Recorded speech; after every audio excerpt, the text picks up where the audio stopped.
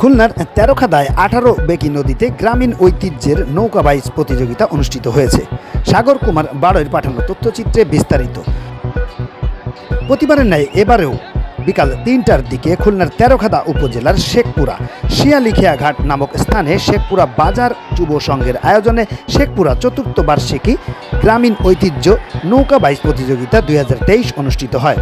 নদীর দুই পাড়ে হাজার হাজার নারী পুরুষ তরুণ তরুণী যুবক যুবতী বৃদ্ধ বৃদ্ধার আগমনে নদীর দুই পাড় এবং নদীর গর্ভ তিল ধারণের ঠাঁই ছিল না। বছর ঘুরে গ্রামীণ ঐতিহ্য ফিরে পাওয়ায় নদীর আশপাশ এবং দুই তীরে ক্রীড়ামোদী মানুষের ঢল নামে। নৌকা বাইচ চলাকালে হাজার হাজার ভক্ত দর্শকদের মুহুর্মুহুর করতালি ও নদীর তীরবর্তী দুই পাড় তথা শেখপুরা শিয়ালি এলাকায় মুখরিত হয়ে ওঠে।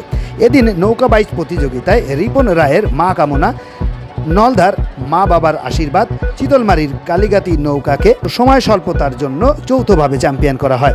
1 নং আজগড়া ইউনিয়ন আওয়ামী লীগের সাধারণ সম্পাদক শেখ শাফায়েত হোসেনের সভাপতিত্বে অনুষ্ঠানে জুম কনফারেন্সের মাধ্যমে প্রধান অতিথি হিসেবে উপস্থিত ছিলেন খুলনা 4 আসনের সংসদ সদস্য আব্দুল সালাম মুর্শিদি।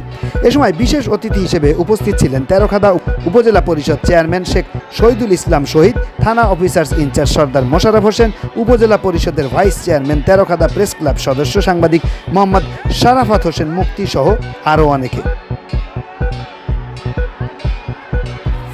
সময় ও ছোট নদী হওয়ায় একসাথে সকল নৌকার বাইচ করা সম্ভব না হওয়ায় একবারে 2টি করে নৌকার বাইচ অনুষ্ঠিত হয় এবং প্রত্যেক বিজয়ী নৌকার সাথে আবারও বাইচ করানো হয়। এভাবেই নির্বাচিত হয় এই 3 বিজয়ী নৌকা।